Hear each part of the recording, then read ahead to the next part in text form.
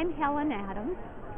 In my opinion, the two largest intellectual freedom issues for school librarians today are still book challenges and overly restrictive filtering of internet sites.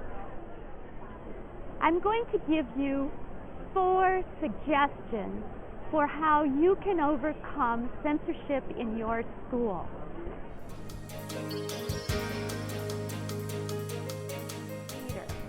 Act as a library consultant to your principal before a challenge ever occurs. Here's what you can do annually. Talk with your principal and review the material selection policy as well as the reconsideration process. If your principal is knowledgeable, he or she is much less likely to concede to a parent or other individual's demand to remove a book from the shelf.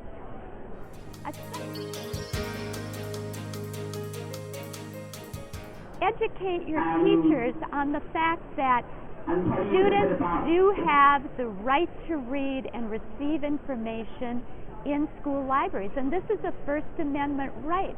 Perhaps you could help your teachers by collaborating on lessons that could include the First Amendment and certainly the rights of students in school libraries. And inform them about the material selection policy and how you select books. I'm sure it's probably a big mystery to them how those books get in the library. Talk to them about book reviews and how carefully you select and how you use the district selection criteria.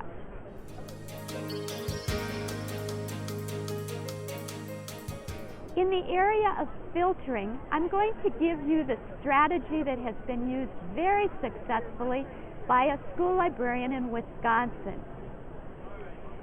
She listened to students and teachers complain to her every day about being frustrated they could not get to the websites that they needed. And yet these were perfectly legitimate educational websites.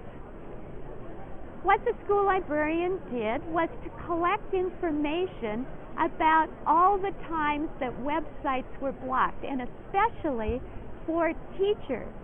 They would plan a great instructional unit.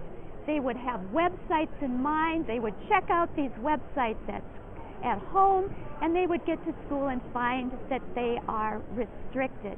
Sometimes even though they had asked the technology coordinator to unblock the site for the time that they were using them with students. The school librarian took this information to her principal, and she laid out, these are some examples.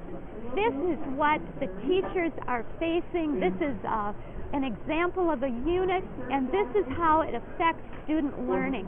She also brought in the fact that students were having difficulties reaching websites that they needed for assignments. The principal listened very, very carefully. The school librarian also explained what the Children's Internet Protection Act really required the school to filter.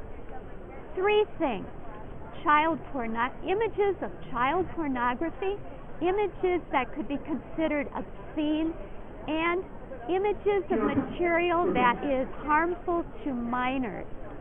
The district was way over filtering. The principal was convinced, and what he did was take this information to the superintendent. The superintendent listened, did a little more investigating, and in the end, this is what happened.